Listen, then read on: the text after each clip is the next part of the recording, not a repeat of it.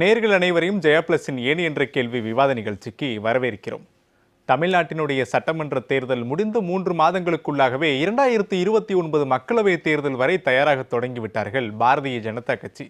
அதற்கு முன்பாக தேர்தல், குறிப்பாக தொகுதி மறுசீரமைப்பை மேற்கொள்வதற்கான அத்தனை முயற்சிகளையும் பாஜக மத்திய அரசு மேற்கொண்டு வரக்கூடிய நிலையில் தமிழ்நாட்டினுடைய நிலைப்பாடு மத்திய உள்துறை அமைச்சர் அமித்ஷா வருகைக்கு பிறகு மீண்டும் மாறத் தொடங்கி இருக்கிறதா என்ற கேள்வியும் எழுந்திருக்கிறது.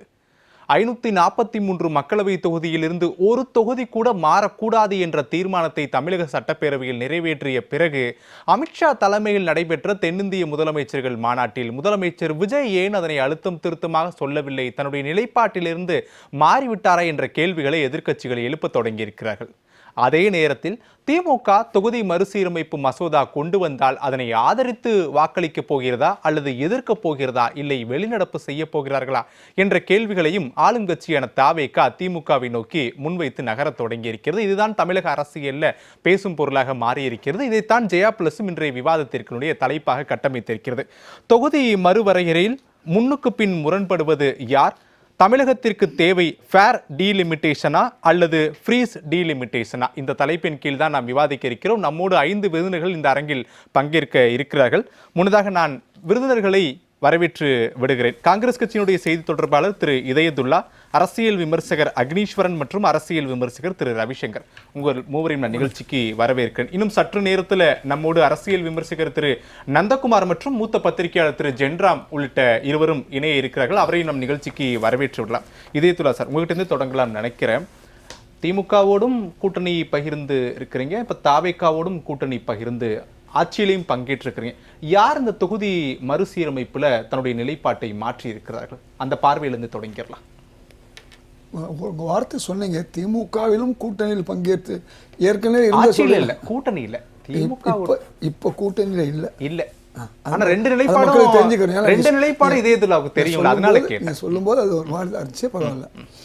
அதாவது எங்களை பொறுத்தவரை நேற்று எங்களுடைய அகில இந்திய பொதுச் செயலாளர் அழகா சொன்னார், கடைசி நிமிஷம் வரை தவேக எங்களுக்கு 80 இடங்களுக்கு மேல தருவதாகவும், அமைச்சரவையில் பங்கு மட்டுமல்ல பல்வேறு ராஜ்யசபா இடங்கள், அதே போன்று உள்ளாட்சியில் எல்லாம் தருவதாக சொன்னார்கள்.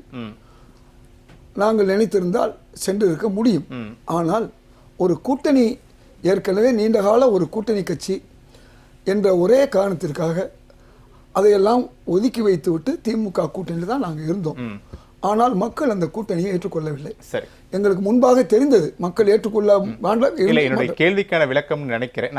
நான் எந்த அர்த்தத்தில் கேட்டுன்றதையும் திரு இதயதுல்லாட்ட கன்வே பண்ணிடுறேன். கடந்த முறை டீலிமிட்டேஷனை மத்திய அரசு மசோதாவா கொண்டு வந்த போது திமுகவோடு இருந்திருக்கீங்க, இப்ப கொண்டு வர போறாங்க, தவேகவோடு நம்ம கூட்டணியில பயணிக்கிறோம். யார் நிலைப்பாட்டை மாற்றிட்டாங்க? ஏன்னா திமுகவோட நிலைப்பாடும் காங்கிரஸ் அறிந்தது தானே, அந்த அடிப்படையில கேட்கிறேன்.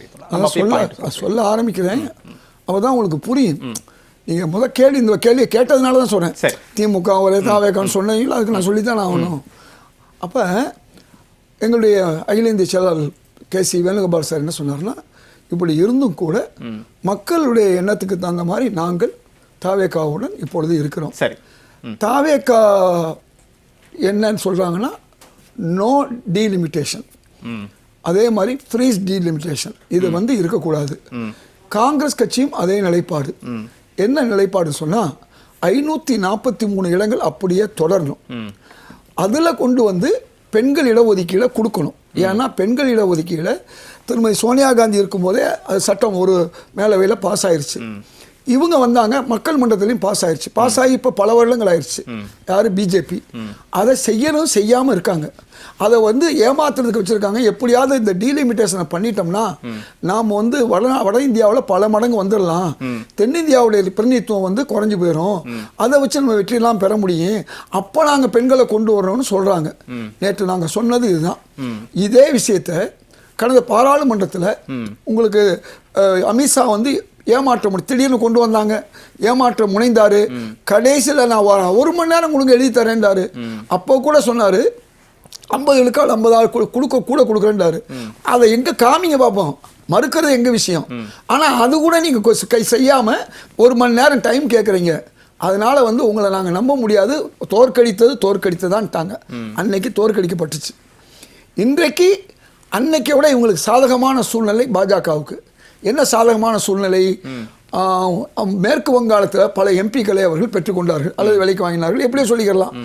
மகாராஷ்டிரத்தில் 2 வகையான கட்சி, சரத்பவார் கட்சியிலேருந்து எடுத்துட்டாங்க, நம்முடைய உத்தவ் தாக்கரே கட்சியிலேருந்து எடுத்துட்டாங்க. இப்படி பல இடங்களில் எம்பிக்களை பெற்றதுனால எந்த நேரமும் கொண்டு வருவாங்க. இப்போ தான் நம்ம உஷாராக இருக்கணும், அதிகமாக உஷாராக இருக்கணும். இப்போ தாவேகாவுடைய தெளிவான ஒரு விஷயம், அன்றும் இன்றும் இனி என்றும் ஒன்று தான். என்னன்னு சொன்னால் நோ டீலிமிட்டேஷன், 543 தொடர வேண்டும். அதில் வந்து எந்த மாற்று கருத்தும் இல்லை. இதுதான் வந்து தாவேகா சொல்றது. இது சட்டமன்றத்தில் தீர்மானம் நிறைவேற்றப்பட்ட போது 543ல் ஒன்று கூட கூடவும் கூடாது, குறையவும் கூடாது, இந்த நிலைப்பாட்டில் தெளிவா இருந்தாங்க. ஆனா மத்திய உள்துறை அமைச்சர் அமித்ஷா முன்பு பிரதிநிதித்துவம் குறைந்துவிடக் கூடாது, அதற்கு சட்டப்பூர்வ உறுதிமொழி கொடுக்க வேண்டும்னு கேட்கிறாங்க. ரெண்டுக்குமான வித்தியாசம் என்ன? அப்ப அங்கதான் தாவேகா ஒருவேளை மாறுபடுறாங்களோ? உள்துறை அமைச்சரிடம் ஒரு பேச்சும் சட்டமன்றத்தில் எதிர்க்கட்சிகள் முன்பு மற்றொரு பேச்சும் தாவேகாவுடைய பேச்சா இருக்கா? அதான் கேள்வி. நல்ல கேள்வி. இதுக்கு முதல் ஆதாரத்தை வச்சுட்டு இதுக்கு விளக்க சொல்றேன். தாவேகாவுடைய செய்தி தொடர்பாளர் மாண்புமிகு அமைச்சர், எரிசக்தி துறை அமைச்சர் நிர்மல்குமார், இந்த சம்பவம் அமித்ஷா அவர்களோடு முதல்வர் விஜய் அவர்கள் சந்தித்ததுக்கு பிறகு நடந்ததுக்கு இந்த கேள்வியை நீங்க கேட்ட கேள்வி அவர்கிட்ட கேட்குறாங்க. அவர் தெளிவா சொல்றாரு, எங்களுடைய முதல்வர் சொன்னது யார் பிரதித்துவம் குறையக்கூடாது, அது தமிழ்நாடாக இருக்கட்டும் யாராக இருக்கட்டும் அப்படியே இருக்கணுங்கிறது தான் அந்த வார்த்தையில் அவர் சொன்னார். எங்களை பொறுத்தவரை இப்பொழுது நாங்கள் சொல்வது நோ டீலிமிட்டேஷன் தான். 543 இடங்கள் அப்படியே இருக்கணும், அது எந்த வகையில் மாறினாலும். ஒரே நிமிஷம், அது எந்த வகையில் மாறினாலும், எந்த வகையில்னா இப்போ நீங்கள் 50% கொடுத்தது மாதிரி அப்புறம் திருப்பி மக்கள் தொகையை கணக்கெடுத்து பண்ணி அப்புறம் மாறினாலும் தென்னகம் என்ன ஆகும் சொன்னா, இன்னைக்கு உதாரணமா 5க்கு 3 2 இருக்குன்னு வச்சுங்க, 5க்கு 2 தென்னகம். அது என்ன ஆகும் சொன்னா, அவங்க 10,000 நம்ம 4,000. இல்ல இது இதுல சட்டமன்றத்துல இவ்வளவு உறுதியா தாவேகா சொல்றாங்க 543 மாறாது, கூறவும் கூடாது, குறையவும் கூடாது அப்படின்றாங்க. ஏன் உள்துறை அமைச்சர் முன்னாடி அந்த வார்த்தையை பயன்படுத்திருக்கலாம்? தீர்மானம் நிறைவேற்றப்பட்ட வார்த்தையை பயன்படுத்துவதை தாண்டி பாலிசா பேசணுமா? பொருள் புரியலையா? என்னன்னா இப்ப ரொம்ப பேருக்கு என்ன பொருள் புரியல, நீட்டு ரத்து ஒண்ணுதான், நீட்டு விளக்கு ஒண்ணுதான். அது என்ன ரத்துங்கிற வார்த்தை இப்ப இல்லையமாங்க? இல்ல, ரெண்டுக்கும் வித்தியாசம் இருக்கு. நீட்டு ரத்துன்ற ஒட்டுமொத்தமா விளக்குன்றது ஒரு குறிப்பிட்ட பகுதிக்கு விளக்கு. இல்ல, ரெண்டுக்கும் வித்தியாசம் இருக்கு. எங்களுக்கு விளக்கு கொடுங்க கொடுக்க முடியும், எங்களுக்கு ரத்து பண்ணுங்கன்னு சொல்ல முடியும். எங்களுக்கு ரத்து, எங்களுக்கு ரத்துங்கிற வார்த்தை அது ஒரு அரபி வார்த்தை. அது இந்தி, உருது இந்தியில மாறி தமிழுக்கு வந்து ரத்துனா விளக்குன்னு அர்த்தம். அது முதல்ல புரிஞ்சுக்க. ரொம்ப பேருக்கு அது தெரியாது. இல்ல, எங்களுக்கு அரபி தெரியாது. உங்களுக்கு தெரியாதனால சொல்ல வரேன். ரத்துங்கிற வார்த்தை அரபியில தூகது மின் அக்னியாயும் துரத்து அலா ஃபுகராயும் சொல்லி ஜக்காத்தை பத்தி சொல்லும்போது வரும். எப்படி வரும்னா, உங்க ஊர் செல்வந்தன் ஜக்காத்தை வசூல் பண்ணி, ஏழை வரி வசூல் பண்ணி உங்கள் ஊர் ஏழைகளுக்கு கொடுங்கன்னு சொல்லி நபிகள் நாயகம் சொன்ன விஷயம். அந்த ரத்துங்கிற விஷயத்துக்கு உங்களுக்கு ஆதாரம் தந்தேன். இப்ப திரு நிர்மல்குமார் மாண்புமிகு அமைச்சர் என்ன சொல்லிட்டாரு, ரொம்ப தெளிவா சொல்லிட்டாரு. இதயதுல்லாவுடைய பேச்சில இருந்து சிஎம் ஸ்டாலின், சிஎம் விஜய் உள்ள பேசினதுக்கான ஒரு 20 பக்க செய்தி குறிப்பு அதிகாரப்பூர்வமா டிஐபிஆர் வெளியிடுறாங்க. டிஐபிஆர்ல இருக்கக்கூடிய அம்சங்கள் தவறு. அதே நேரத்தில் அந்த மீட்டிங் இது சர்ச்சையானதற்கு பிறகு வெளியில வந்து நிர்மல்குமார் செய்தியாளரை சந்தித்து கொடுக்கக்கூடிய விளக்கம் சரி அப்படின்னு நாங்க ஏத்துக்கணும். அதாவது தாவேகாவுக்கு புரியக்கூடிய விளக்கம் சாமானியர்களுக்கு புரியவில்லை அப்படின்னு புரிஞ்சுக்கணும். அப்படின்னு இப்ப நீங்க சொல்றீங்க இல்லையா? நான் சொல்லல, அப்படிதான் சொல்றாங்க. ஒரு நிமிஷம், நான் இறுதி தீர்ப்புன்னு ஒண்ணு இருக்கு. ஒரு கோர்ட்டுக்கு போனேன், உச்சநீதிமன்ற தீர்ப்பு, உச்சநீதிமன்ற தீர்ப்பா உயர் நீதிமன்ற தீர்ப்பா? தீர்ப்பு என்பது எது கடைசியா வருதோ அந்த அர்த்தத்தில் சொல்றேன். கடைசியா வர்ற தீர்ப்பு இருக்கு இல்லையா, பெரிய நீதிபதி கூட எங்கே இருக்கலாம், ஆனா அந்த தாவேகாவுடைய கட்சியினுடைய இறுதி தீர்ப்பு என்பது நோ டீலிமிட்டேஷன். அந்த 543 அதிகமாயிடக்கூடாது. அதிகமா எந்த வகையில் ஆனாலும், மக்கள் தொகையை வச்சு ஆனாலும் 50% வச்சு ஆனாலும் தமிழ்நாட்டுக்கு கேடு, தென் மாநிலங்களுக்கு கேடு. இதுதான் தாவேகாவுடைய நிலைமை, அதுதான் காங்கிரஸ் உடைய நிலைமை. நீங்க மீண்டும் சொல்றேன், அவர் சொன்னதுடைய விளக்கத்தை அவர் சொல்லிட்டாரு. ஒளிப்புரை, விரிவுரை எல்லாமே வந்துருச்சு. மீண்டும் சொல்றேன், அவர்களுக்கு இருக்கக்கூடிய அந்த பிரதிநிதித்துவம் அப்படியே தொடரும். தெளிவா இருக்காங்க. திரு ஜென்ராம், இந்த விவகாரத்துல தாவேகா தான் தன்னுடைய நிலைப்பாட்டை மாற்றி இருக்கிறார்கள், எதிர்க்கட்சிகளால விமர்சனம் வைக்கப்படுது. ஸோ சட்டமன்றத்தில் ஒரு நிலைப்பாடும் உள்துறை அமைச்சர் முன்பு ஒரு நிலைப்பாடும் முன்வைக்கப்படுகிறது அப்படின்னு சொல்றாங்க. ஆனா இந்த விவகாரம் அப்படியே திமுக பக்கம் திருப்பப்படுகிறது. திமுக என்ன நிலைப்பாடை எடுக்க போறாங்க அப்படின்றாங்க. ஏன் இந்த பாதையில பயணிக்குது, என்ன நடக்குது, எப்படி புரிஞ்சுக்கலாம் திரு ஜென்ராம்? நீங்க கேட்ட கேள்விக்கான பதில் தான் இன்றைக்கு விவாத தலைப்பு. ஆனா கடைசியில வர்ற தீர்ப்பு தான் எல்லாருக்கும் பொருத்தமான தீர்ப்பு அப்படின்னு மூத்த காங்கிரஸ் தலைவர்களில் ஒருவரான நண்பர் இதயத்துல்லா சொல்றாருல்ல. சுப்ரீம் கோர்ட் சொன்னதற்கு பிறகு செஷன்ஸ் கோர்ட்ல உள்ளவங்க யாரோ அந்த தீர்ப்பை விளக்கம் கொடுத்தாங்கன்னா அதுதான் ஃபைனல். சுப்ரீம் கோர்ட் சொன்ன தீர்ப்பு ஃபைனல் இல்ல அப்படிங்கிற ஒரு கருத்தை அவர் சொல்றாரு. சுப்ரீம் கோர்ட் தாவேக்காவுக்கு supreme court chief minister Thavekka தலைவர் ஜோசப் விஜய் தான். அவர் உள்துறை அமைச்சரோட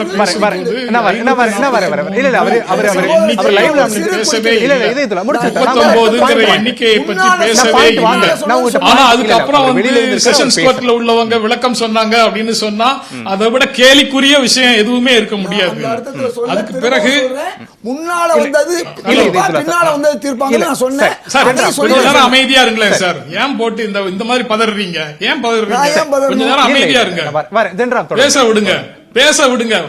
ஏன் பதற்றம் உங்களுக்கு? பேசாம இருங்க. உங்களுக்கு தான் அந்த பதற்றம். நீங்க பேசும்போது நாங்க எல்லாரும் கேட்டுட்டு இருக்கோம்ல. இல்ல நீங்க என்ன பேச தவறா நீங்க விளக்குறீங்க. அதுக்கு தான் உங்களுக்கு தொகுதி மறுவரையறையில முடிச்சிட்டு நீங்க பேசுங்க. யோகேஸ்வரன் பேச விட சொல்லுங்க. அதை கண்ட்ரோல் பண்ண வேண்டியது உங்க பொறுப்பு.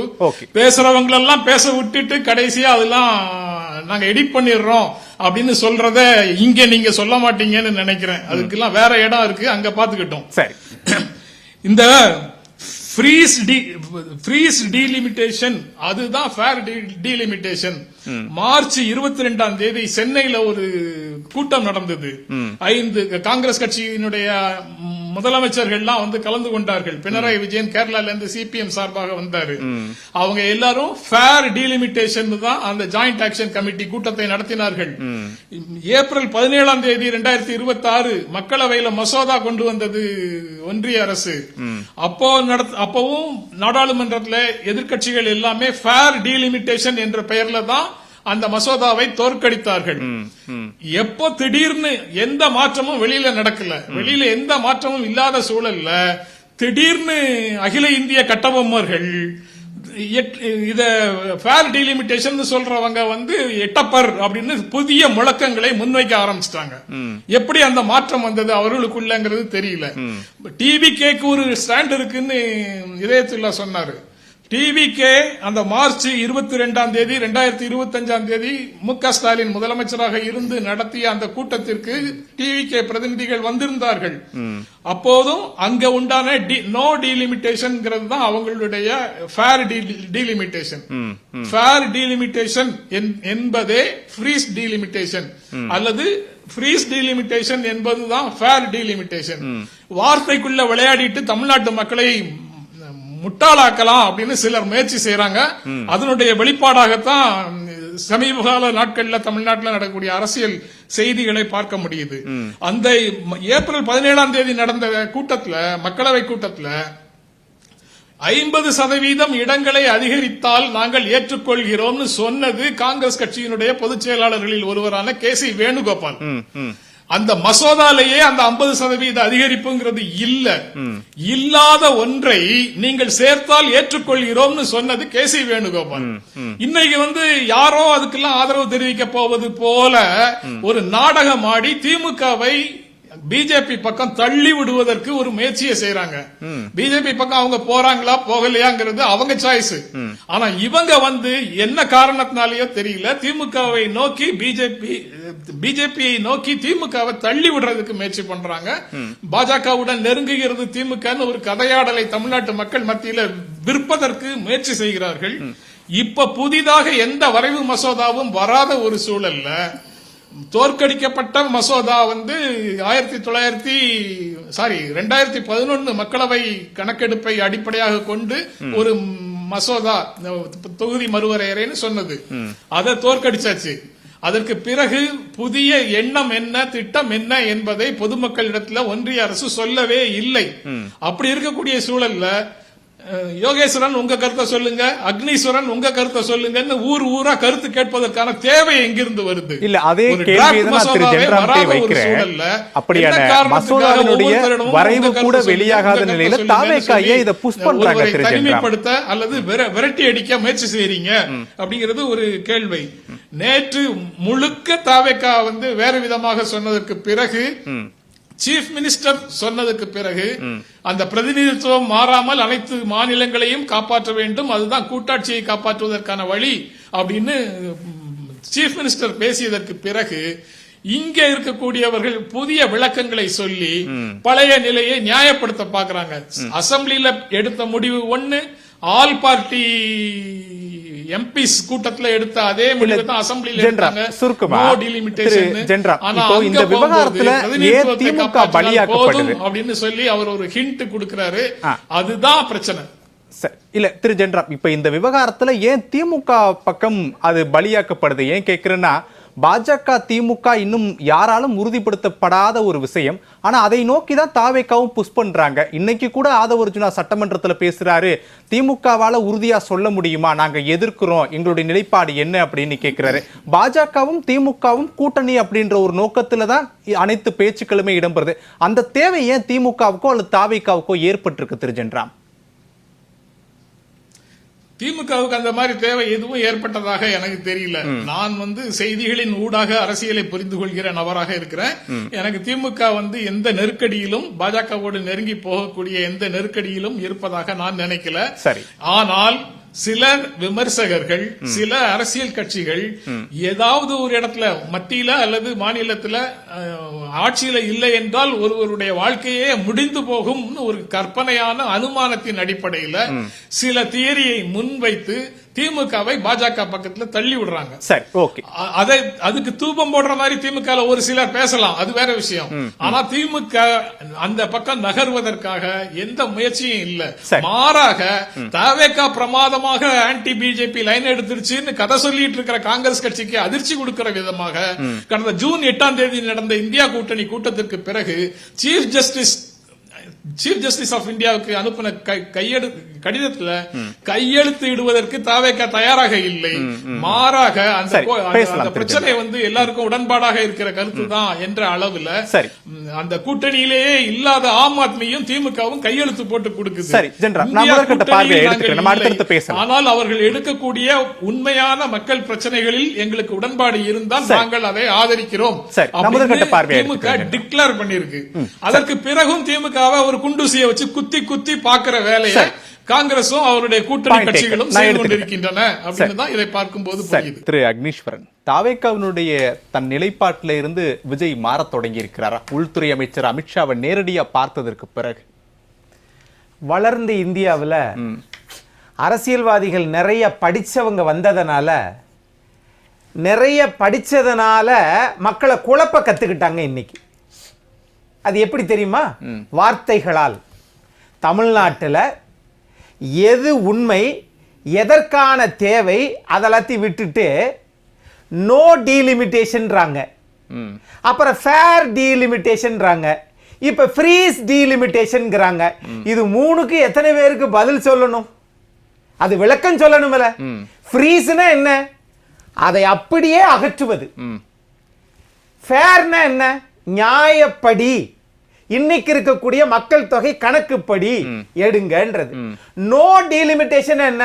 ஐயா 1976 அம்மா இந்திரா காந்தி அம்மா என்ன முடிவெடுத்தாங்களோ தள்ளி போட்டாங்க 25 ஆண்டுகள். அதற்கு பிறகு 2001 இந்திய நாட்டில் ஒரு பொன்னான பிரதம அமைச்சராக நான் பார்ப்பது ஐயா அடல் பிஹாரி வாஜ்பாய். ஆகவே அவர் என்ன பண்ணார்? ஒரு 25 ஆண்டு காலம் தள்ளி போட்டார். இப்ப அவர் இருக்கிற கட்சி, அவர் இருந்த கட்சி தான் இப்ப தள்ளி போடுவதற்கு அடம் பிடிக்கிறது. அதற்கு இவர்கள் எல்லோரும், இந்திய நாட்டிலுடைய மாநில கட்சிகள் எல்லோரும் அவர்கள் மனம் வாடாதபடி புல்லாங்குழலை வளைந்து கொடுத்து வாசிக்கிறார்கள். தாவேகாவும் வாசிக்கிறாங்க உள்பட. எப்படி? நீங்க என்ன கேட்டிருக்கீங்க? நிலைப்பாட்டில் மாற்றம் இருக்கா? ஆமா, தாவேகா நிலைப்பாட்டில் மாற்றம் இருக்கு. எந்த வகையில் அக்னீஸ்வரன் சொல்றாரு? சட்டமன்றத்தில் என்ன சொல்றீங்க? அதே இது நீங்க தென்னிந்திய மாநில முதல்வர்கள் இதுல என்ன சொல்றீங்க? உடனே மாநில முதலமைச்சர் பேசியது இந்திய நாட்டினுடைய மாண்புமிகு உள்துறை அமைச்சர் அமித்ஷா விட்ட பேசினத பத்திரிகையாளர்கிட்ட இந்த நாட்டில் இருக்கக்கூடிய எதிர்க்கட்சிகளும் விமர்சனங்கள் செய்த முதலமைச்சர் பேசியிருக்கணும்ல. ஐயா இல்லையா, நான் இதாயா பேசினேன் சொல்லணும்ல. பேசியது தமிழ்நாடு முதலமைச்சர் திரு விஜய். ஆனா வெளியில் வந்து விளக்கம் சொன்னது திரு சிடிஆர் நிர்மல்குமார் அமைச்சர். அதுல என்ன தவறு இருக்கு? எல்லாத்துக்குமே ஒரு கட்சியின் தலைவர் தான் விளக்கம் கொடுக்கணும்னு அவசியம் இல்லை. அப்ப சிடிஆர் நிர்மல்குமாரே அமித்ஷா பேசியிருக்கலாமே. அப்ப எதுக்கு முதலமைச்சர் தனி பொறுப்பு, கூட்டு பொறுப்பு? தனி பொறுப்பு தான் தனி அமைச்சர். ஒரு எல்லா அமைச்சருக்கும் முழு பொறுப்பு தான் முதலமைச்சர். நான் இப்படி அக்னீஸ்வரன் கேட்கிறேன். இப்போ சட்டமன்றத்துல தீர்மானம் நிறைவேற்றப்பட்டதும் முதலமைச்சர் விஜய் தலைமையில் தான், அமித்ஷா உடன் பேசியதும் முதலமைச்சர் விஜய் தான். அன்னைக்கு இருந்த நிலைப்பாட்டை அமித்ஷாவை பார்த்த உடனே மாற்ற வேண்டிய தேவை தாவேகாவுக்கோ முதலமைச்சர் விஜய்க்கோ ஏன் வர வேண்டும் அக்னீஸ்வரன்? தமிழ்நாடு சட்டமன்றத்தில் போட்டது தீர்மானம், அது ஒரு எழுத்து. இந்திய நாட்டினுடைய அமித்ஷா உள்துறை அமைச்சர்கிட்ட முதலமைச்சர் பேசியது அது பேச்சு, ஆதாரம் இல்லை. என்ன பேசினீர்கள்? அமித்ஷா அவர்களே பாராளுமன்றத்தில் எழுத்துப்பூர்வமாக சொல்லுகிறேன் என்று சொன்ன போது கூட எதிர்க்கட்சிகள் அதை ஏத்துக்கலைங்க. தாவேகா நிலைப்பாட மாற்றுவதற்கான காரணம் ஏதோ ஒரு காரணம் இருக்கும்ல. இப்ப திமுக பாஜக அப்படின்றதுக்கு ஒரு காரணம் சொல்லப்படுது. கேள்வி. தாவேகா ஏன் தன்னுடைய நிலைப்பாட்டை மாற்றணும்? காரணம் என்ன? நல்ல கேள்வி. தமிழ்நாட்டுல பாரதிய ஜனதா கூட்டணியோட இன்னைக்கு அதிமுக இருக்கு. அடுத்து 2029 தேர்தலுக்கு நாம திமுகவும் உள்ள வருமா என்று மக்களை பேச வைக்கக்கூடிய சித்தாந்தம் ஆளுங்கட்சிக்கு தாவேகாவுக்கு இருக்கு. மத்திய அரசை பகைச்சுக்கிறாம நம்ம ஆட்சி 5 வருஷம் ஓட்டணும், நமக்கு பெரும்பான்மை இல்லை, மைனாரிட்டி அரசாங்கம். ஆகவே நிலைப்பாடு எழுத்து ஒன்றும் பேச்சு ஒன்றும் தம்முடைய நடவடிக்கை ஒன்றுமாக இருக்கிற போது முதலமைச்சருடைய செய்கையை எதை மக்கள் நம்புவது? ஆட்சியை காப்பாத்திக்கிறதுக்காக அமித்ஷா முன்னாடி பேசுறாங்க, வேற வழியே இல்லை. அப்படி தேவை தாவேகாவுக்கு இருக்கா? இருக்கு, 100% இருக்கு. ஆனால் அப்படி தேவை இல்லை என்றால் என்ன சொல்லி இருக்கணும்? திரு கேசி வேணுகோபால் அவர்கள் அகில இந்திய பொறுப்பில் இருக்கிறவர் 50%. ஆனா இன்னைக்கு தாவேகாவின் நிலைப்பாடுதான் காங்கிரஸ் நிலைப்பாடுன்றாங்க. அப்போ தீர்மானம் என்ன போட்டீங்க? அப்போ இது எல்லாத்தையும் சேர்த்து இதுக்கு என்ன கேட்ட தெரியுமா? அனைத்து கட்சி கூட்டம் மேகதாதுக்கு கூட்டுங்கன்னு தமிழ்நாட்டில் எதிர்கட்சி சொல்லிச்சு, கேட்கலைங்க. ஆனா தொகுதி மறுவரைக்கு அனைத்து கட்சி கூட்டம் கூட்டுனீங்களா? கூட்டலைங்க. ஆனா எல்லா எம்பியும் வந்து கூட்டம் போடுறாங்க. எல்லா எம்பியும் முதலமைச்சருக்கு எல்லா எம்பியும் கூப்பிட்டா வந்துருவாங்களா என்ன? கட்சி தலைவர்களை கூப்பிடணும். கட்சி தலைவர்களை கூப்பிடணும். கட்சி தலைமை சொல்லுவதை தான் அந்த கட்சியின் நாடாளுமன்ற உறுப்பினர்கள் கேட்க வேண்டும். நான் இப்படி கேட்கிறேன், தமிழ்நாட்டில் பாஜக ஒரு 2 நாடாளுமன்ற உறுப்பினர் வெற்றி பெற்றிருந்து அவர் தமிழ்நாட்டில் முதலமைச்சர் சொன்ன உடனே பாஜக தலைவரை கூப்பிடாம கேட்காம அவங்க சொல்ற தீர்மானத்துக்கு நீங்க ஓகே பண்ணிடுவீங்களா? வருவாங்களா? இது தமிழ்நாடு முதலமைச்சருக்கு தெரிய வேண்டாமா? சரி. ஆகவே இவர்களுக்கு அரசியல் தெரியவில்லை, தமிழ்நாட்டினுடைய சட்ட நிர்வாகம் தெரியவில்லை. ஆகவே மத்திய அரசு இவர்களை தங்களை காப்பாற்றும் அப்படின்னு ஒரு நீருக்குள்ள போகிற போது அப்படியே மேல தூக்கி தலையில வச்சுக்கிட்டோம்னா மூழ்காம போயிடலாம் என்று தாவேகாவினுடைய தலைவரும் தமிழ்நாட்டின் முதலமைச்சரும் பாஜகவை பகைக்காமலும் பழி சொல்லுக்கு ஆளாகாமலும் அவர்கள் போகிறார்கள். ஆனால் நிர்வாகத்துக்கு தமிழ்நாட்டுக்கு அது இழுக்கு. நாட்டில் சக்தி வாய்ந்த எதிர்க்கட்சி காங்கிரஸ் கூட இருக்கும்போது கூட பாஜகவுடைய தேவை தாவேகா நினைக்குதுன்னு அக்னீஸ்வரன் சொல்ல வரார். அந்த பாயிண்ட்ல இருந்து நான் புரிஞ்சுக்கிறேன். சக்தி வாய்ந்த எதிர்க்கட்சி என்பதை விட இந்திய நாட்டினுடைய பாஜகவுக்கே பெரும்பான்மை இல்லை. சரி, அப்ப சக்தி வாய்ந்த எதிர்க்கட்சி எப்படி இருக்க முடியும்? சரி, பாயிண்ட் டேக்கன். திரு நந்தகுமார், அக்னீஸ்வரனுடைய பார்வையிலிருந்து இந்த டீலிமிட்டேஷன் விவகாரத்தில் தாவேகா தன்னுடைய நிலைப்பாட்டை மாற்றி இருக்கிறது, அது உண்மைதான். முதலமைச்சருடைய பேச்சிலிருந்து நம்ம அதை தானே தெரிஞ்சு கொள்ள இருக்கிறோம். அமித்ஷா முன்பு முதலமைச்சர் விஜய் தன்னுடைய நிலைப்பாட்டை மாற்றியதற்கு காரணம் பல விஷயங்களை கற்பிக்கிறார். ஒன்று, தன்னை பாதுகாத்துக் கொள்வதற்காக தான் விஜய் இது போன்ற செயல்களில் ஈடுபடுறார் அப்படின்றார். சரிதானா? உண்மையிலேயே தாவேகா தன்னுடைய நிலைப்பாட்டை மாற்றி விட்டார்களா இந்த விவகாரத்தில்? இல்லை, அந்த பார்வையில் இப்போ இன்னைக்கு அமித்ஷா அவர்களுக்கு முன்னாடி வந்து இதை பேசினா ஆட்சி எந்த வகையில் கலையும், இதை கான்ஸ்டிடியூஷன் அழுத்தம் குறையும் அப்படின்னு அக்னீஸ்வரன் சொல்றார். ஹோம் மினிஸ்டர் ஆஃப் இந்தியாவுக்கு வந்து கோபப்படுற மாதிரி பேசினா மாநில ஆட்சியை வந்து கலைச்சரலான்னு ஏதாவது கான்ஸ்டிடியூஷனல் ஆர்டிகல் இருக்கா? நீங்க மைனாரிட்டி அரசு, அந்த மாதிரி. அப்ப அந்த பயம் இருக்கும்ல அப்படின்றாரு. அதே தான் அவரும் அக்னேஸ்வரன் சொன்னாரு. பிஜேபியே மைனாரிட்டி அரசுன்னு சொன்னாரு. அப்ப அதுல வந்து ஒரு முகாந்திரம் இல்லை. ஆனா பாஜக தாவேக்காவை பார்த்து பயப்பட வேண்டிய அவசியம் இல்லை. ஆனா தாவேக்கா பாஜகவை பார்த்து பயப்பட வேண்டிய அவசியம் இருக்குல்ல. ஏன்னா மைனாரிட்டி அரசு இங்க இருக்கிறாங்க, ஆளுநர்கிட்ட குதிரை பேர விவகாரம் இருக்கு, நாளைக்கு என்னன்னாலும் நடக்கலாம். சோ எதுக்கு நம்ம ஒரு ஹோம் மினிஸ்டர் போய் பகச்சுக்கணும் அப்படின்னு விஜய் நினைக்கிறாரோ அப்படின்னு அக்னீஸ்வரன் அந்த பார்வை தான். சரிதான் அக்னீஸ்வரன், சரி, அந்த பார்வையில கேக்குறேன். அப்ப திமுக 96 எம்எல்ஏ வச்சு ஆட்சி பண்ணாங்க இல்லையா ஒரு 5 வருஷம்.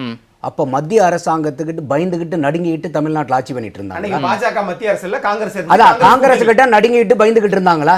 மத்திய அரசு தான் இங்க பிஜேபியா காங்கிரஸான்னு விட்டுடுங்க. மாநில அரசு மத்திய அரசு, அவரை நான் அப்படிதான் புரிஞ்சுக்கிறேன். அப்ப இன்னைக்கு வந்து மைனாரிட்டியில இருந்தாங்கன்னா உடனே வந்து அங்க பயந்துருவாங்களா? திமுக அப்படிதான் பயந்துட்டு 5 வருஷம் கையை கட்டி நின்று சேவகம் பண்ணாங்களா மத்திய அரசுக்கு? அப்ப இதெல்லாம் வந்து ஒரு முரண்பாடான ஒரு பாயிண்ட். அதோட இன்னைக்கு வந்து மைனாரிட்டியா இருந்தாலும் அந்த கட்சி தனித்து மைனாரிட்டியா இருந்தாலும் கூட்டணி கட்சிகள் இன்னைக்கு பலம் வாய்ந்திருக்கு, பெரும்பான்மை இருக்குது. ஸோ அதனால அது ஏற்புடைய வாதம் இல்லை. நானே வந்து இந்த சட்டசபையில இந்த டீலிமிட்டேஷனை பத்தி தாவேகா தீர்மானம் கொண்டு வரும்போதே என்னுடைய பார்வை என்னன்னு கேட்டீங்கன்னாக்கா, டீலிமிட்டேஷன் வேணுமானா கட்டாயமா வேணும். காரணம் என்ன அப்படின்னு கேட்டீங்கன்னாக்கா, நம்ம இதை வந்து கடந்த 1971 சென்சஸ் பிரகாரம் வந்து 76ல ஃப்ரீஸ் பண்ணாங்க. அவர் சொன்ன மாதிரி அம்மையார் இந்திரா காந்தி அவர்கள் 25 வருஷம், ஐயா வாஜ்பாய் வந்து 25 வருஷம் தள்ளி போட்டு இன்னைக்கு வந்து நம்ம 50 வருஷ பிரச்சனையில உட்கார்ந்துருக்கோம். அன்னைக்கு மக்கள் தொகை வெறும் 55 கோடி. அன்னைக்கு இந்தியாவை நிர்வகிக்கிறதுக்கு 543 எம்பிக்கள். இன்னைக்கு 140 கோடியை நெருங்கிட்டு இருக்கும். இன்னைக்கும் அதே 543 எம்பிக்கள் பத்துமானா பத்தாது. அப்ப கட்டாயமா இன்னைக்கு டீலிமிட்டேஷன் வேணுமானா என்னுடைய தனிப்பட்ட கருத்து வேணும். இதே வந்து ஏப்ரல் 16ஆம் தேதி 2026ல, அதாவது தமிழகத்தினுடைய மாநில தேர்தலுக்கு முன்னாடி 131வது அமெண்ட்மெண்ட் பில்லா வந்து இதை இது பண்ணாங்க. அப்போ வந்து நிறைய அந்த சரத்துகள்லாம் அதுல இல்லாம இருந்துச்சு. ஆனா வாஜ்பாய் அவர்கள் இவர் அமித்ஷா அவர்கள் எனக்கு 1 மணி நேரம் டைம் கொடுங்க, நான் போயிட்டு எல்லாத்தையும் திருத்தி கொண்டு வரேன்னாங்க. அப்பயே நம்ம கேட்டோம் இது ஒரு நல்ல வாய்ப்பு தானே, ஏன் வந்து இதை விடுறாங்கங்கும் போது அன்னைக்கு வந்து அந்த டிராப்ட் எல்லாம் எரிச்சு திமுக அதை கவனத்திலேயே எடுத்துக்கல. அப்போ அன்னைக்கு இருக்கக்கூடிய அதே 50% தான் இன்னைக்கு அவங்க வந்து ஃப்ளோட் பண்றது. இன்னைக்கு கூட சட்டசபையில வந்து எதிர்க்கட்சி தலைவர் என்ன பேசுறாருன்னா, அந்த ப்ரொபோர்ஷனேட் பேசிஸ்ல 7.18 குறையாம அந்த டீலிமிட்டேஷன் வந்தா நாங்க அப்செட் பண்ணுவோங்கிறது தான் ஐயா நேரு அவர்களும் பேசுறாங்க, இவரும் பேசுறாரு, உதயநிதி ஸ்டாலின் அவர்கள் பேசுறாங்க. அப்ப திமுகவினுடைய நிலைப்பாடு வெரி கிளியர். 7.18% வந்தா நாங்க வந்துருவோம். இல்ல நந்தகுமார் சார், திமுகவுடைய நிலைப்பாடு ரொம்ப கிளியரா இருக்கு. 7.18 விகிதாச்சாரம் அப்படின்றது எங்களுக்கு கட்டாயம்ன்றாங்க. ஆனா தாவேகா தன்னுடைய நிலைப்பாட்டுல உறுதியா இல்லையோன்றதா இப்ப கேள்வியே. காரணம், சட்டமன்றத்துல தீர்மானம் நிறைவேற்றப்படும் போது 543 ஒன்று கூடவும் கூடாது குறையவும் கூடாதுன்றாங்க. ஆனா அமித்ஷா முன்னாடி அதே நிலைப்பாட்டுல உறுதியா இல்ல அப்படின்றதா கேள்வியே. இன்னும் சொல்ல போனா அரசு வெளியிட்ட செய்தி குறிப்பில் தான் இந்த அம்சமே இடம்பெற்றிருக்கு. சொல்லக்கூடிய அந்த ரெப்ரசன்டேஷன் பெர்சன்டேஜ் எல்லாம் அவங்க சொல்றாங்க அந்த இதுல. சோ அப்ப அதுக்கப்புறம் வந்து ஒரு கிளாரிபிகேஷன் வந்து நிர்மல்குமார் அவர்கள் கொடுக்குறாங்க. இல்ல அப்ப என்னுடைய பார்வை வெளியில என்னன்னாலும் சொல்லலாம், ஆனா அமித்ஷா முன்னாடி ஏன் உங்க நிலைப்பாட்டுல நீங்க உறுதியா இல்லன்னு தான் கேக்குறாங்க. இதுல என்ன ஒண்ணுன்னா, இப்ப எனக்கே நான் சொன்னேன் இந்த டீலிமிட்டேஷன் வேணும்னு சொல்றேன், இந்த ப்ரொபோர்ஷனேட் பேசிஸ் அஃபெக்ட் ஆகக்கூடாதுங்கிறது உடன்பாடு உண்டு. ஆனா எந்த இடத்துல தாவேக்கா பயப்படுறாங்கங்கிற ஒரு கருத்து வருதுன்னாக்கா, இன்னைக்கு 2026ல இப்ப 50% கொடுத்து நீங்க டீலிமிட்டேஷனை நீங்க பண்ணிடுறீங்க. 2036ல திருப்பி 10 வருஷம் கழிச்சு சென்சஸ் எடுப்பீங்க. ஆர்டிகல் 82 என்ன சொல்லுது, ஒவ்வொரு 10 வருஷத்துக்கு அப்புறமும் சென்சஸ் எடுத்ததுக்கு அப்புறம் நீங்க டீலிமிட்டேஷன் பண்ணணும்னு சொல்லுது. அப்ப இன்னைக்கு வந்து நீங்க 50% கொடுக்குற மாதிரி கொடுத்து 36ல புடுங்கிட்டீங்கன்னா அப்ப உள்ளதும் போச்சுங்கிற மாதிரி ஆயிடுமே. அப்ப இன்னைக்கு தாவேக்கா பயப்படுறதோ அதுக்கு தான் வந்து ஃப்ரீஸ் நீங்க பண்ணுங்கன்றாங்க. என்ன ஒரு காரணம் அப்படின்னு கேட்டீங்கன்னா, ஆர்டிகிள் 81 தெளிவா சொல்லுது, நம்மளுடைய மக்கள் தொகைக்கு சார்பா வந்து நம்ம இந்த ஸ்டேட்டுக்கு உண்டான எம்பிக்களுடைய எண்ணிக்கை இருக்கணுங்கிறது. அப்போ நீங்க ஆர்டிகிள் 81 அமெண்ட்மெண்ட் பண்ணாம நீங்க வெறும் 50% நாங்க பிளாட்டா கொடுக்கிறோம் அப்படின்னு சொன்னீங்கன்னா இது வந்து கான்ஸ்டிடியூஷனல் கான்ட்ரடிக்ஷன். சரி, ஓகே. நீங்க 50% ப்ரோரேட்டா, ஆனா ஆர்டிகிள் 81 நீங்க வந்து அமெண்ட்மெண்ட் பண்ணலனா பெரிய சிக்கல் வந்துரும். அப்ப நீங்க ஆர்டிகிள் 81 அமெண்ட் பண்ணனும். அந்த அமெண்ட்மெண்ட் பண்ணும்போது நமக்கு சூப்பர் அதாவது ஸ்பெஷல் மெஜாரிட்டி 2/3 வேணும். ஒரே நிமிஷம், அது மட்டும் பத்தாது. அவங்க ராட்டிபிகேஷன் ஆஃப் ஸ்டேட் லெஜிஸ்லேச்சருக்கு போகணும். என்ன காரணம் கேட்டீங்கன்னா வெறும் நீங்க 2/3 மட்டும் இருந்துச்சுன்னா சுப்ரீம் கோர்ட் நீங்க போயிட்டு நீங்க வந்து இந்த ஆர்டிகிள் அமெண்ட் பண்ணாம நீங்க போனீங்கன்னா சுப்ரீம் கோர்ட் ரிவ்யூ பண்ணுறதுக்கான காரணம் நந்தகுமார் சொல்லக்கூடிய விளக்கம் அப்போ இந்த இடத்துல என்ன கேட்டீங்கன்னாக்கா இன்னைக்கு குடுக்குற மாதிரி கொடுத்து புடுங்குற மாதிரி புடுங்கிட்டாங்கன்னா பிரச்சனை ஆயிடும். திமுக சொல்றது நியாயம். ஆனா இதுல என்ன பண்ணணும், இதுக்கு மேல henceforth forever பாப்புலேஷன் பேசிஸ்ல டீலிமிட்டேஷன் வராது. ஒன்லி ப்ரொபோர்ஷனேட் பேசிஸ்ல டீலிமிட்டேஷன்ங்கறத அவங்க கான்ஸ்டிடியூஷனல் அமெண்ட்மெண்ட் பண்ணாம இன்னைக்கு அவங்க ப்ரோரேட்டா 50% எல்லா ஸ்டேட்டுக்கும் கொடுத்தாலும் இது நிக்காது, நிலைக்காது. சுப்ரீம் கோர்ட்ல சேலஞ்ச் செய்யப்படும். அப்படியே இருந்தாலும் 36ல உருவிடுவாங்க. சரி, திரு ரவிசங்கர், தமிழ்நாட்டை பொறுத்தவரையிலுமே அரசியல் கட்சிகள் தங்களுடைய நிலைப்பாட்டை மாற்றிக்கொள்கிறார்கள். எந்த கட்சி ஆதரவளித்தாலும் பாஜக ஏற்றுக்கொள்ளக்கூடிய நிலைமையில் தான் அவர்களுடைய அரசியல் சூழல் இருக்கா? ஏன்னா அங்கிருந்து தான் தொடங்குதே இந்த புள்ளி. பாஜக எதை வேண்டுமானாலும் செய்வதற்கு தயாராகவும் இருக்கிறாங்களா அப்படின்ற இன்னொரு கேள்வியும் எழுப்பப்படுதில்லை? சார் இதில் ஃபர்ஸ்ட் பாயிண்ட் நான் என்ன சொல்ல விரும்புகிறேன் அப்படின்னா, டீலிமிட்டேஷன் எக்ஸசைஸ் எல்லா கட்சியும் பேசுகிறாங்க, எல்லாம் சொல்கிறாங்க. வேண்டுமா? அவன் நந்தகுமார் சார் சொன்னதான் கண்டிப்பாக வேண்டும். 1971 543 சீட், அன்னைக்கு இருக்கிற பாப்புலேஷன் 51 கோடியை வச்சு இது பண்ணீங்க. ஸோ அதில் பார்த்தீங்கன்னு வச்சுங்க, ஒவ்வொரு இவங்க சொன்னது எல்லாமே அந்த ரேஷியோ எப்படி இருக்கணும் அப்படின்னோ, இந்த 39க்கு 7.18%, உத்தரப்பிரதேசத்துக்கு 14.73. What is is 14.73? அதாவது 543 சீட்டில் உத்தரப்பிரதேசுக்கு 80 சீட். ஸோ 14.73. தமிழ்நாட்டை பொறுத்த வரைக்கும் 543 சீட்டில் 39 சீட். ஸோ 7.18. இந்த மாதிரி இருக்கு. இப்போ இவங்க எல்லாருமே இப்போ டிவிக்கு ஆகட்டும் மற்ற கட்சிகள் ஆகட்டும் இவங்க சொல்றது, முதல்ல ஒரு ப்ரொபோசல் கொடுத்தாங்க 50%. ஏன்னா கேசி வேணுகோபால் காங்கிரஸ் அவங்களே சொன்னது 50% இன்க்ரீஸ் பண்ணுன்னு. அப்போ 50% இன்க்ரீஸ் பண்ணிங்கன்னா இப்போ இருக்கிற ப்ரொபோஷன் இவங்க எல்லாமே அப்ஜெக்ட் பண்ணுறது என்ன சார், நார்த் இந்தியாவை பொறுத்த வரைக்கும் பாப்புலேஷன் கண்ட்ரோல்லாம் அவங்க ப்ராப்பராக இது பண்ணலை. சவுத் இந்தியாவில் தமிழ்நாட்டில் நாங்களாம் அந்த அளவுக்கு பாப்புலேஷன் கண்ட்ரோலை பண்ணதுனால எங்களுக்கு பாப்புலேஷன் குறைந்து இருக்கு. அதனால எங்களுக்கு எந்த விதத்திலையும் பீனலைஸ் பண்ணக்கூடாது அப்படின்னு சொல்லிட்டீங்க. சொன்னதுக்கப்புறம் இப்போ ஃப்ளாட்டாக 50% எல்லாருக்கும் ஏற்றின, தமிழ்நாட்டுக்கு 39னா 59 60 வரும். அண்டு உத்தரப்பிரதேஷ் 80னா 50% 120 வரும். இவங்களுக்கு வெஸ்ட் பெங்கால் 42னா 62. ஆனால் இது அப்படியே நீங்கள் ஒத்துக்கொண்டீங்க 850 சீட்டுனால் மறுபடியும் அந்த ரேஷியோ இருக்கிற விகிதாச்சாரம் உத்தரப்பிரதேசத்துக்கு அதே 14.73 வரும், தமிழ்நாட்டுக்கு அதே 7.18 அது 7.23 வரும்.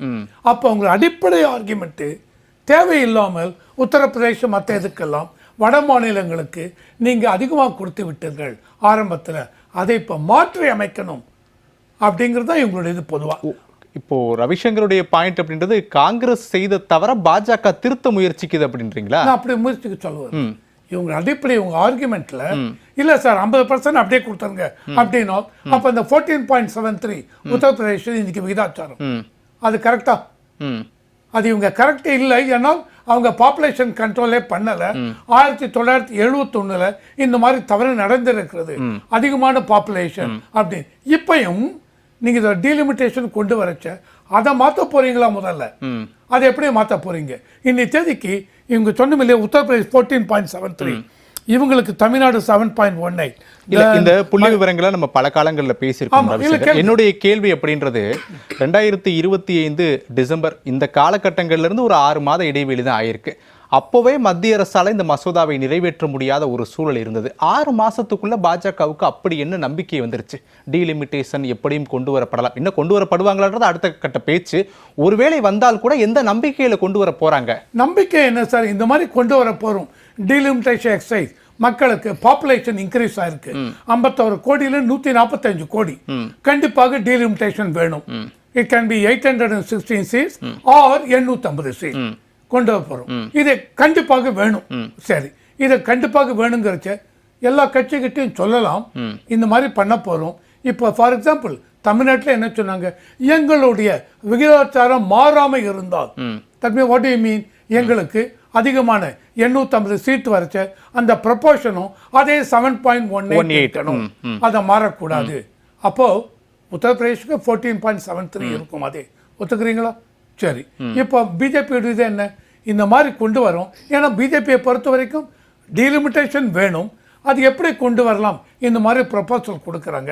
அதுக்கு ஒவ்வொரு கட்சியும் எங்களுடைய எக்ஸிஸ்டிங் விதாச்சாரம் மாறாம இருக்கணும், அது ஒத்துண்டாங்கன்னு வச்சுங்க, எல்லா கட்சியும் இவங்க ஓட்டு போடுவாங்க. ஏன்னா இவங்களுக்கு வேண்டிய 2/3 543 354 சீட் வேணும். அந்த நம்பிக்கை தான். அந்த நம்பிக்கையில திமுகவும், ஏன்னா முன்னாடியே ஸ்டாலின் அவர்களும் நான் படித்த வரைக்கும் நியூஸ் பேப்பர் தெரியும், அதாவது டீலிமிட்டேஷன்ல விகிதாச்சாரம் மாறிவிடக் கூடாது.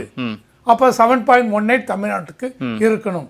அந்த மாதிரி இருக்கும்போது இவங்களும் அது அது பண்ண போறோம் அவங்கள கன்வின்ஸ் பண்ணாங்கன்னு வச்சுங்க, கட்சியை தாண்டி இதனால பதவிக்கு இல்ல, அவுட் சைடு இதுல வந்து அவங்களுக்கு கான்ஸ்டிடியூஷன் அமெண்ட்மெண்ட்டுக்கு அந்த கட்சிகள் எல்லாம் ஒத்துழைப்பு கொடுப்பார்கள். அந்த நம்பிக்கையில பிஜேபி செய்யும். சரி, ஓகே திரு ஜென்ராம், இப்ப இந்த விவகாரத்துல இன்னொரு புள்ளியை நம்ம பார்க்க வேண்டியது இருக்கு. ஒரு பக்கம் இந்த தொகுதி மறுவரையறைன்னு பேசப்பட்டாலும் கூட மற்றொரு பக்கம் தாவேகா திமுக பாஜக கூட்டணியை நோக்கி நகர்றாங்க அப்படின்ற மற்றொரு குற்றச்சாட்டும் வைக்கிறாங்க. இது இந்த தொகுதி மறுசீரமைப்பிலிருந்தே நம்ம தெரிஞ்சு கொள்ளலாம் அப்படின்ற ஒரு விஷயம் முன்வைக்கப்படுது.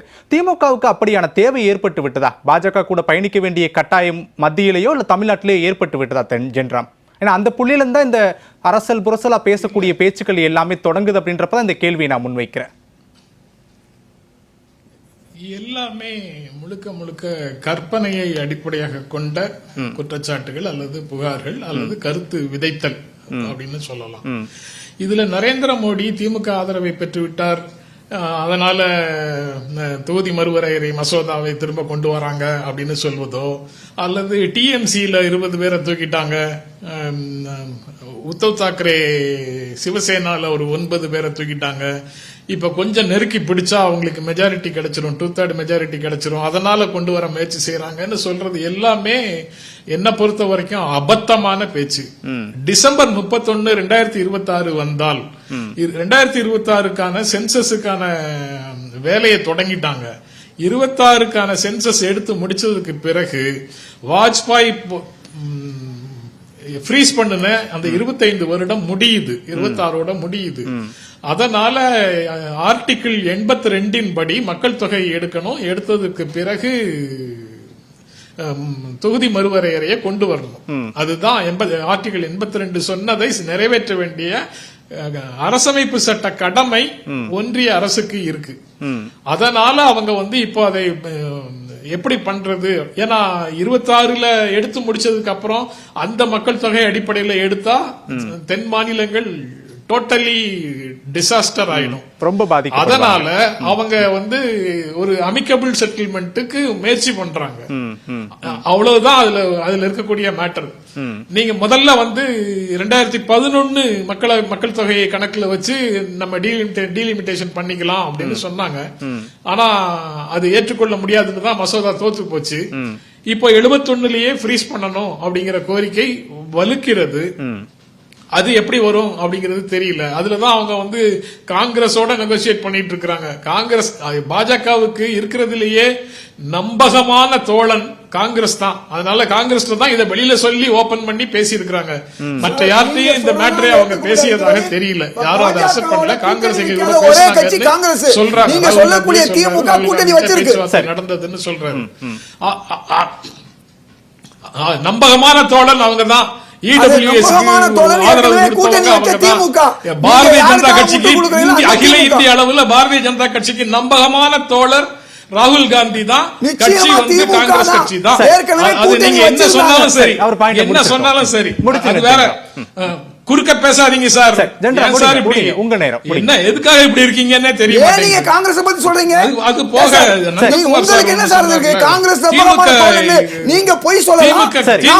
சட்ட நகலை, அந்த சட்ட திருத்த நகலை மிஸ்டர் யோகேஸ்வரன் நீங்க தான் இதுல இருந்து நீங்க பேசுங்க பேசுங்க பேசுங்க முடிங்க. இந்த அளவுக்கு குறுக்கீடு இருந்தா நான் முதல் முறையாக இங்க வரேன், நானும் வந்து பேசுவேன்.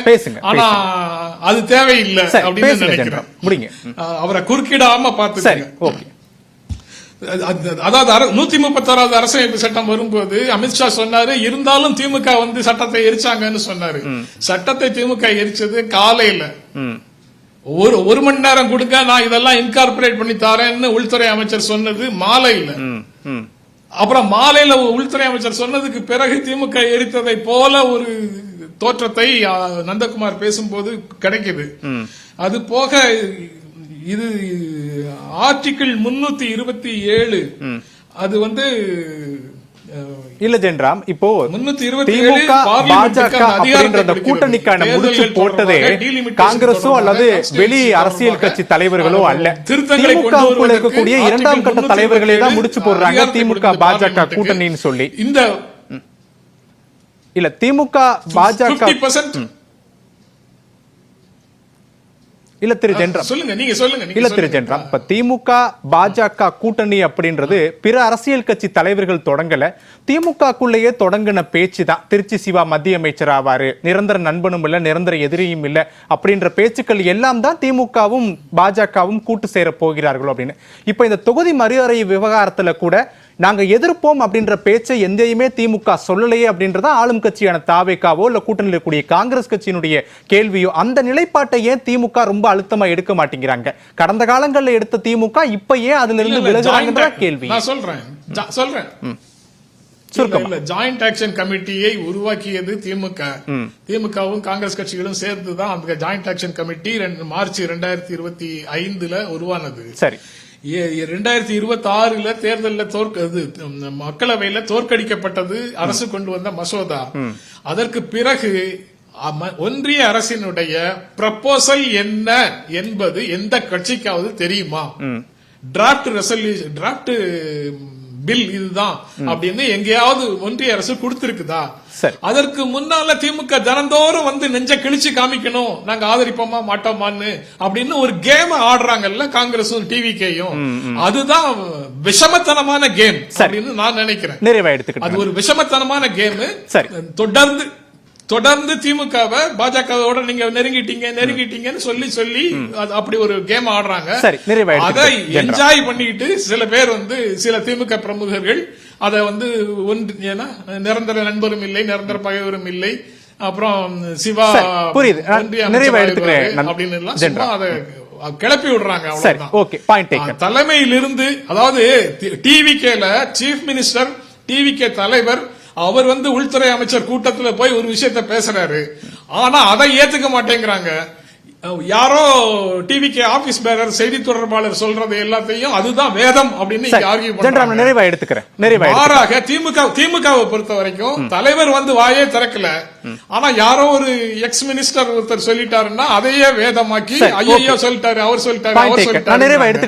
இதுதான் ஊடகங்களும் அரசியல் கட்சிகளும் திமுகவை நடத்தும் விதத்துக்கும் தாவேகாவை நடத்தும் விதத்துக்கும் இடையில இருக்கக்கூடிய வித்தியாசம். சரி, ஓகே, நிறைவா எடுத்துக்கிட்டேன். இதுல நிறைவா 3 விஷயம்தான். ஒண்ணு, இந்திரா காந்தி என்ன செய்தார்களோ வாஜ்பாய் என்ன செய்தார்களோ அதைத்தான் இன்றைய பிரதமர் மோடி செய்யணும்.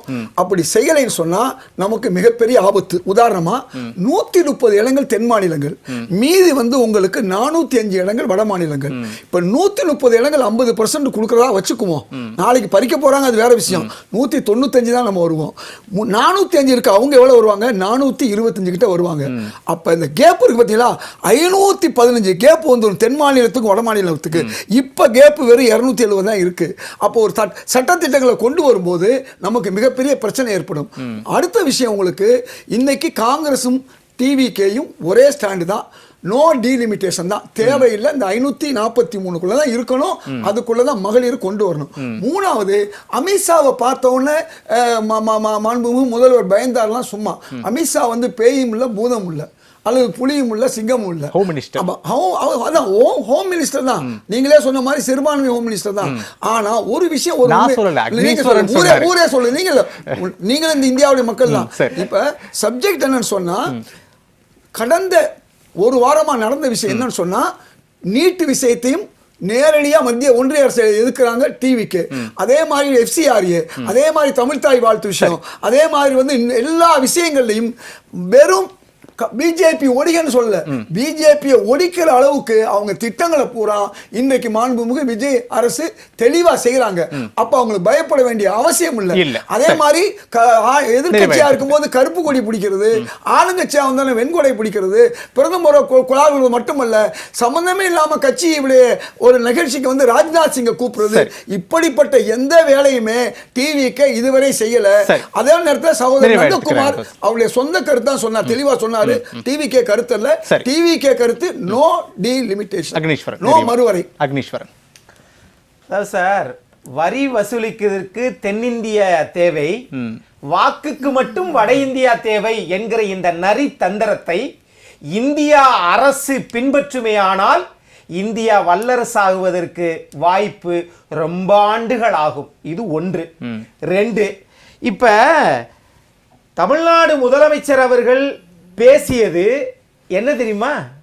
ஐயா, நாங்க தீர்மானம் அப்படி போட்டுட்டோம், தெரியாம அல்லது உங்களை கேட்காம பண்ணிட்டோம், பயப்படாதீங்க, நீங்க நினைக்கிறத பண்ணிக்கோங்க. அதுக்கு என்ன அர்த்தம் தெரியுங்களா? இந்த 543க்கு குறையாமல் அப்படின்னா என்ன அர்த்தம்? அரசியல்வாதி பேசுறத நீங்க மாத்தி யோசிக்கணும்னு அர்த்தம். ஐயா, 543 உங்களாலே குறைக்க முடியாது, அதனால நீங்க எவ்வளவு வேணாலும் உயர்த்திக்கங்க அப்படின்னு ஒரு ஒப்புதல் வாக்குமூலத்தை தமிழ்நாடு முதலமைச்சர் விஜய் அவர்கள் திரு அமித்ஷாவிடம் கொடுத்திருக்கிறார். அப்படித்தான் நான் பார்க்கிறேன். ஆக ஒன்று. ரெண்டு, இவர்களை பொறுத்தளவுல சார், இப்போ 2026 மக்கள் தொகை கணக்கெடுப்பு எடுத்தாச்சா? அது இயற்கை அநீதியாச்சா? அதை முடிங்க, அப்புறம் நீங்க பேசுங்க. அல்லது 2036 வரைக்கும் இந்த 543 தொடரட்டும் அப்படிங்கிறது தான் மக்களுடைய எதிர்பார்ப்பு. மக்களுக்கு இது தெரியல, எடுக்கும் போதுதான் தெரியும். ஆனால் இது நிரந்தர ஐசியூல ஜனநாயகத்தை படுக்க வைக்க போவது. இது மக்களுக்கு ஏற்படுது, மக்கள் வளர்ச்சிக்கு. நந்தகுமார் நிறைவா, ஏற்கனவே சொன்ன மாதிரி இந்த டீலிமிட்டேஷன் வந்து ஃபார் எவர் பாப்புலேஷன் பேஸ்டு இல்ல, ப்ரொபோர்ஷனேட் பேசிஸ்னு கொண்டு வரணும்னா இந்த ஆர்டிகல் 81 வந்து 81(2)A 81(2)B இதெல்லாம் வந்து அவங்க அமெண்ட் பண்ணி கொண்டு வரணும். அடுத்தது வந்து இப்போ ஜென்ராம் பேசும்போது சொன்னார், அவங்க வந்து அமித்ஷா பேசுனதுக்கு முன்னாடியே நாங்கள் எரிச்சிட்டோன்னு. நம்ம கேள்வி என்னன்னா, அமித்ஷா 1 மணி நேரம் கொடுங்க, நான் மாற்றி கொடுக்குறோன்னாங்க. அப்புறம் உங்களுடைய திமுகவுடைய ஸ்டாண்ட் அன்னைக்கு என்ன?